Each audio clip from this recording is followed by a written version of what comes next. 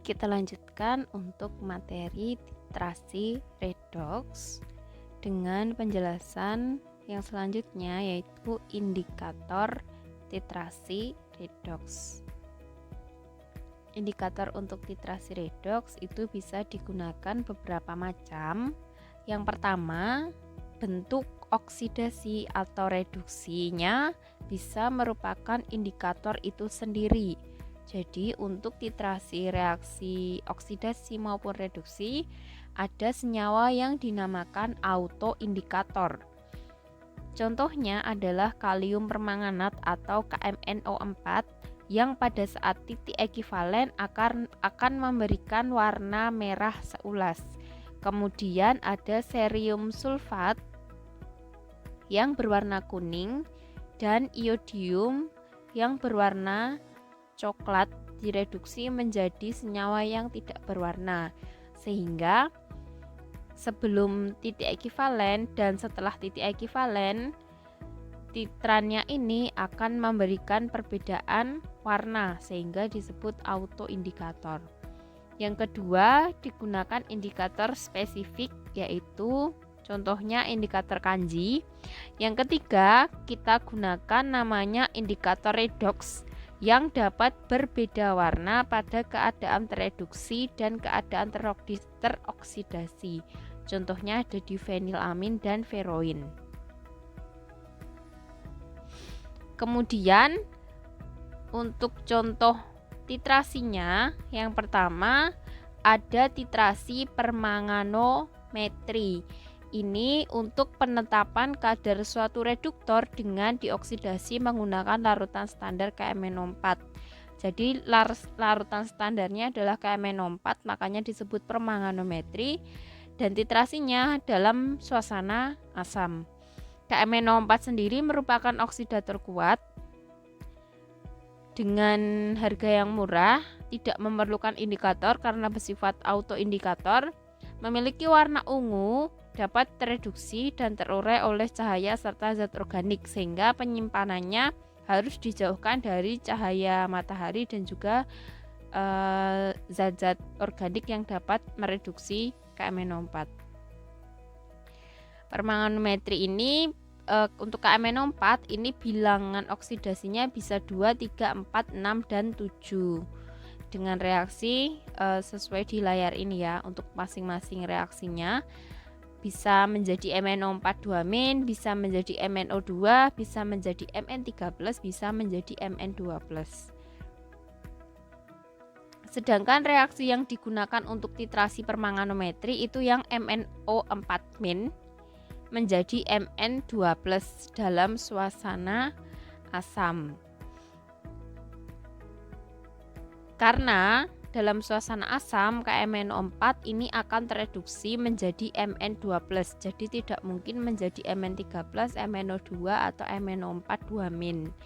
Sehingga perlu kita atur suasana titrasinya itu asam untuk memastikan bahwa MnO4- ini menjadi Mn2+ pada saat kita lakukan titrasi.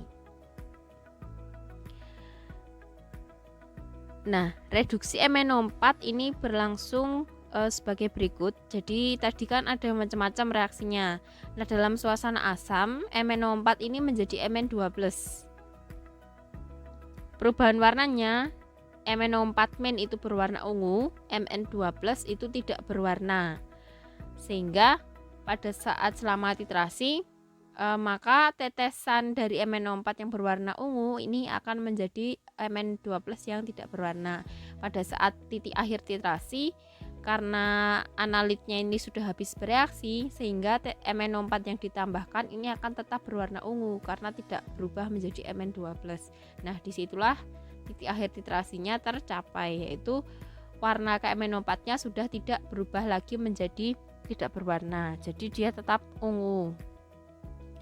Lalu dalam larutan netral pada pH 4-10, MnO4- ini akan menjadi MnO2 berupa endapan yang berwarna kecoklatan. Sehingga kalau misalkan pada saat titrasi permanganometri kita mengatur suhunya itu mengatur pH-nya itu kurang asam, maka yang terbentuk bukan Mn2+, tapi endapan MnO2. Nah, sedangkan dalam larutan basa MnO4 min ini akan menjadi MnO4 2 min. Ini juga berwarna kecoklatan. Jadi harusnya kan berubah warna menjadi tidak berwarna kan, menjadi hilang warnanya. Tapi kalau dalam suasana netral atau basa, ini cenderung menghasilkan warna coklat. Kemudian permanganometri ini penambahan H2SO4-nya ini untuk memberikan suasana asam sehingga TAT-nya ini mudah diamati. H2SO4 ini digunakan untuk mengasamkan karena tidak menghasilkan produk samping dan tidak bereaksi dengan titrannya atau KMNO4-nya. Kalau kita gunakan HCl untuk mengasamkan, maka selama proses titrasi ini bisa terbentuk gas Cl2 atau klor yang dapat teroksidasi oleh KMNO4 sehingga nanti akan membutuhkan KMNO4 yang lebih banyak. Titrasi permanganometri itu tidak memerlukan indikator ya, karena bersifat auto indikator. Tapi kalau kita gunakan KMNO4 yang konsentrasinya encer, maka perlu kita gunakan indikator di dalam titrasinya seperti veroin atau difenilamin. Jadi indikator tambahan ya. Jadi kalau terlalu encer, KMNO4 ini tidak bisa bersifat autoindikator. Nah, KMNO4 ini bereaksi cepat dengan banyak zat reduksi. Namun ada beberapa sampel yang memerlukan pemanasan atau penggunaan katalis untuk mempercepat proses reaksinya. Jadi sebelum titrasi itu harus dipanaskan sampai suhunya 60 derajat Celcius gunanya untuk mempercepat reaksi pada proses titrasinya. Mn2+ sendiri yang terbentuk dalam reaksi ini dapat menjadi katalis untuk mempercepat reaksi MnO4- dengan analit sehingga selain autoindikator disebut juga autokatalis. Nah, untuk permanganometri ini disimpan di dalam botol coklat karena basa, cahaya, panas, dan ion Mn2+ ini bisa mempercepat reaksi MnO4- menjadi MnO2. Sehingga kalau misalnya kita gunakan MnO4 itu biasanya kan berbekas coklat di keramik maupun di tangan kalau terkena kulit. Untuk pembuatannya sendiri dibuat dengan melarutkan KMNO4. Jadi KMNO4-nya ini dalam bentuk padatan yang berwarna ungu gelap. Jadi ini kita larutkan ke dalam aquades sesuai dengan normalitas yang dikehendaki. Nah, untuk pembuatannya perlu didiamkan selama 24 jam sehingga reaksi peruraiannya itu diharapkan sudah selesai atau bisa juga diganti dengan pemanasan untuk mempercepat reaksi peruraian. Lalu kemudian disaring untuk menghilangkan semua MnO2 yang terbentuk karena MnO2 ini juga sebagai katalisator untuk pembentukan MnO2 yang lain. Jadi perlu disaring ya. Bisa didiamkan 24 jam atau bisa juga dengan dipanaskan. Nah, untuk pembakuannya ini digunakan asam oksalat H2C2O4 atau natrium oksalat Na2C2O4, bisa juga dengan Fe atau besi murni dalam suasana asam. Untuk asam oksalat sendiri Be-nya itu Mr/2. Jadi biasanya kita gunakan asam oksalat untuk pembakuannya. Kemudian untuk penyimpanan disimpan di botol gelap dan tidak boleh dalam suasana asam, karena kalau dalam suasana asam ini nanti bisa menyebabkan MnO4-nya ini berubah atau mengendap menjadi MnO2. Atau kalau misalnya di botol yang bening itu bisa terkena cahaya, jadi ini bisa menyebabkan MnO4-nya itu juga mengendap. Kemudian untuk penggunaannya digunakan untuk menetapkan kadar beberapa zat-zat pereduksi Fe2+, Sn2+, dan sebagainya. Nah, kalau ini digunakan cara titrasi langsung. Kalau misalnya digunakan untuk zat-zat pengoksidasi digunakan titrasi tidak langsung. Nah, caranya reduktornya ditambah jadi sampelnya ini ditambah dengan reduktor. Kemudian kelebihan reduktor ini dititrasi dengan KMNO4 karena KMNO4 bisa untuk menentukan reduktor. Jadi kalau sampelnya itu ternyata oksidator, sedangkan KMNO4 itu juga oksidator, maka perlu kita gunakan larutan standar kedua. Jadi digunakan titrasi tidak langsung. Nah, kemudian titrasi yang kedua ada serimetri. Jadi ini menggunakan larutan cerium sulfat Ce4+ menggunakan sero dalam suasana asam sulfat encer. Ini juga oksidator kuat, tapi dia lebih stabil dibandingkan KMNO4. Reaksinya itu Ce4+ menjadi Ce3+. Jadi sero itu seri itu diubah menjadi sero. Keuntungannya lebih stabil dari KMNO4, penyimpanannya itu bisa lebih lama, tidak harus terlindung dari cahaya. Jadi kalau KMNO4 itu rusak karena cahaya, sedangkan Ce4+ itu tidak. Nah, pendidihan lama tidak menyebabkan perubahan konsentrasi. Dapat digunakan untuk menentukan sampel yang mengandung Cl. Nah, ini tadi salah satu kelemahan KMNO4. Jadi KMNO4 tidak bisa menentukan sampel yang mengandung Cl, kalau serimetri ini bisa. Nah, yang ketiga, reaksinya memberikan perubahan valensi sederhana karena N-nya itu 1. Ce4+ menjadi Ce3+ itu hanya menerima 1 elektron, sehingga Be itu akan sama dengan Mr-nya. Kemudian yang keempat, merupakan oksidator kuat, dapat menetapkan semua sampel yang ditetapkan dengan KMNO4. Jadi sama-sama oksidator, jadi bisa digunakan untuk menetapkan sampel yang sama. Tapi untuk serimetri ini memiliki kelebihan atau beberapa kelebihan dibandingkan KMNO4. Kemudian untuk pembuatannya ini dibuat dari amonium tetrasulfatoseriat atau amonium heksanitroseriat yang kemudian diubah menjadi Ce4+. Untuk pembakuannya digunakan arsen trioksida As2O3, dilakukan dalam suasana asam. Kemudian untuk yang ketiga ada titrasi iodometri. Ini merupakan titrasi tidak langsung. Larutan standarnya itu menggunakan natrium thiosulfat Na2S2O3. Analitnya harus merupakan oksidator yang cukup kuat. Jadi untuk reaksinya sampel analit yang merupakan oksidator kuat ini direduksi dulu dengan Ki sehingga akan melepaskan I2. Kemudian I2 yang terbentuk inilah yang dititrasi dengan Na2S2O3. Jadi sampelnya itu direaksikan dengan Ki dulu, maka akan terbentuk I2 yang setara dengan sampel. Nah, I2-nya ini dititrasi dengan S2O3 2-. Jadi larutan standarnya itu tidak mentitrasi analitnya, tapi mentitrasi I2 yang terbentuk dari hasil reaksi Ki dengan analit.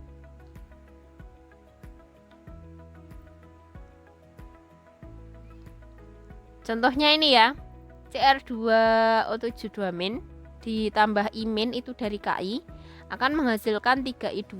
Nah, ini kemudian I2-nya direaksikan dengan S2O3 2-. Gitu ya. Nah, Cr2O7 2- ini akan mengoksidasi I- menjadi I2. Maka Cr2O7 2- ini berperan sebagai oksidatornya. Sehingga iodometri ini dapat digolongkan ke dalam oksidimetri.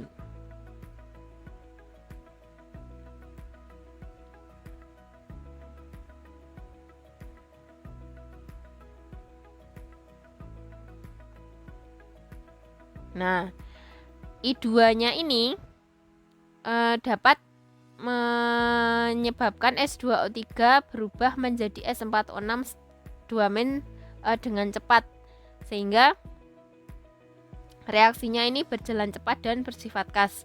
Jadi untuk semua analit yang bersifat oksidator itu akan direaksikan dengan Ki, maka akan menghasilkan I2. Nah, tugas dari larutan standar pada iodometri ini mereaksikan I2 yang terbentuk. Jadi reaksinya itu hanya antara I2 dengan S2O3, apapun analitnya.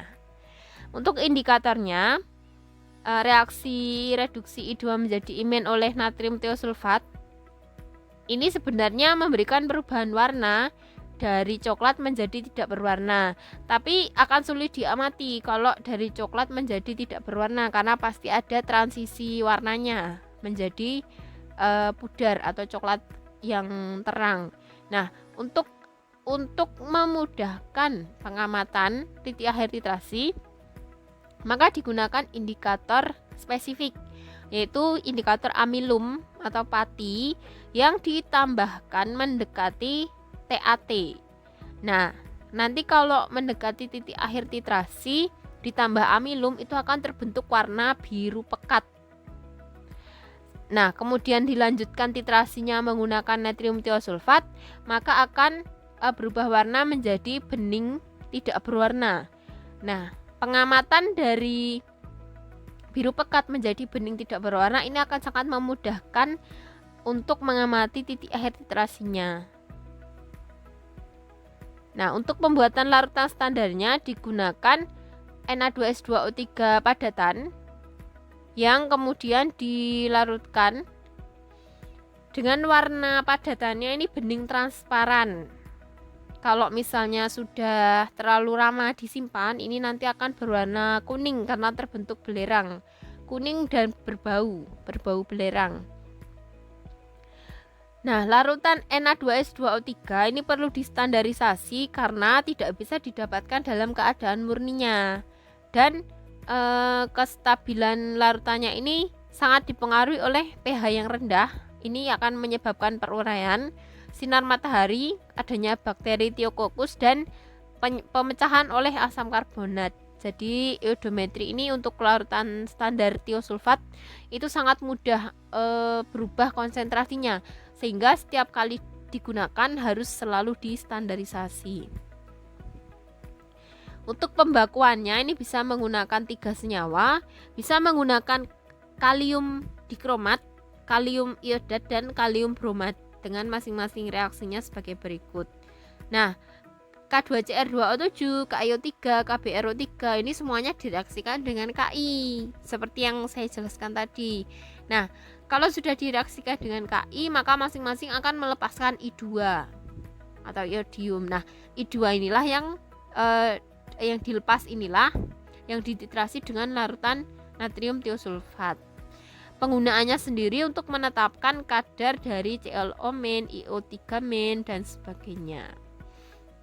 Nah, ini mirip seperti sebelumnya. Kalau sebelumnya namanya iodometri, yang ini iodimetri.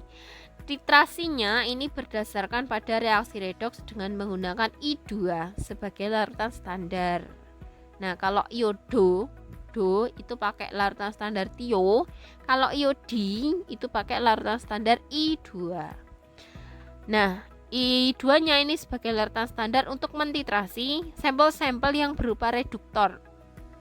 Jadi sampelnya ini sama dengan permanganometri dan serimetri, sampelnya reduktor. Kalau iodo tadi sampelnya adalah oksidator. Nah, dalam metode ini analit akan dioksidasi oleh I2 sehingga I2 akan tereduksi menjadi imin. Nah, sedangkan iot I2 ini merupakan oksidator yang tidak terlalu kuat sehingga hanya zat-zat yang bersifat reduktor kuat yang dapat dititrasi. Jadi sampelnya itu harus berupa reduktor kuat supaya bisa bereaksi dengan I2. Nah, untuk iodimetri indikatornya sama dengan iodometri menggunakan amilum. Perubahan warnanya dari tidak berwarna menjadi biru pekat. Kebalikan ya. Nah, iodimetri ini dibuat dari I2. Itu merupakan zat padat yang sukar larut dalam air. Sehingga untuk pembuatannya kita larutkan I2 dalam larutan Ki. Sehingga nanti akan terbentuk I3- yang digunakan untuk bereaksi. Nah, larutan I2 ini tidak stabil sehingga harus distandarisasi juga secara berulang setiap kali akan digunakan karena I2 ini mudah menguap dalam bentuk larutannya, bisa bereaksi dengan karet gabus dan bahan organik lain yang kemungkinan masuk ke dalam larutan melewati debu atau asap. Jadi ini bisa menurunkan konsentrasi I2-nya. Nah, bisa juga teroksidasi oleh udara pada pH yang rendah. Jadi I2-nya ini bisa juga mengalami reaksi karena udara yang memiliki pH rendah yang bisa dipercepat oleh cahaya dan panas juga.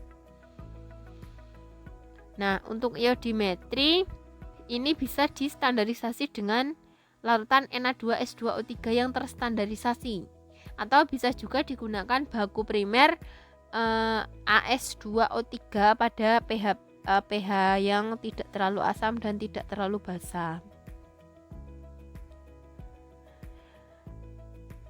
Kemudian untuk iodimetri, karena kemampuan mengoksidasinya itu tidak terlalu baik, maka tidak banyak zat yang bisa dititrasi dengan cara ini.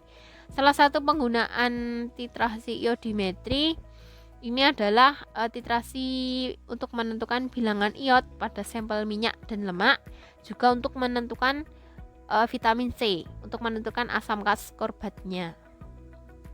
Nah, kalau kita bandingkan antara iodo dengan iodi, iodometri ini menggunakan Na2S2O3 merupakan titrasi tidak langsung, di mana analit mengoksidasi Ki dan I2 yang dihasilkan dititrasi dengan Na2S2O3. Sedangkan iodimetri ini merupakan titrasi yang didasarkan dari penggunaan I2 sebagai larutan standar, merupakan titrasi langsung, di mana I2 sebagai larutan standar digunakan untuk mentitrasi zat-zat reduktor kuat atau analit atau sampelnya. Titrasi iodo-iodimetri sama-sama menggunakan indikator amilum sebagai penunjuk TAT.